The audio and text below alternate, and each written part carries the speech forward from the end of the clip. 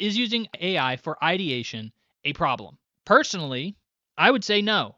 Absolutely not. If you're using generative AI, or you say, generate me an image of a griffin with a top hat who's eating dinner with Bugs Bunny, and then I don't know. If you generate the Bugs Bunny with a griffin, Baldur's Gate wanted to see how that would look. I don't know why. And they're like, dang, yeah, that actually does look like a cool griffin. And then they draw that griffin with a top hat eating Bugs Bunny, eating Bugs Bunny for dinner, which is not what the original prompt was, but maybe that's what inspired it. Who knows? That's where the inspiration took them. If that's where that goes, I don't see a problem with that.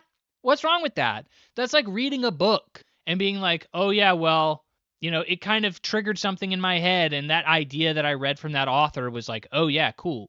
It changed my mind on how a griffin looks, or it gave me an idea for a different kind of looking griffin, or whatever the frick. Like, what's the difference? I don't think there is one. It's just inspiration. And I think the big argument here is you're taking art from other people, being fed in, data sets from other artists that didn't consent to it. Maybe, it's imitating the art so closely that it's basically plagiarism. There's a lot of arguments you can make here, but I think that if you're not just copying and pasting that art, there's really no problem. Like, I don't see an issue with that.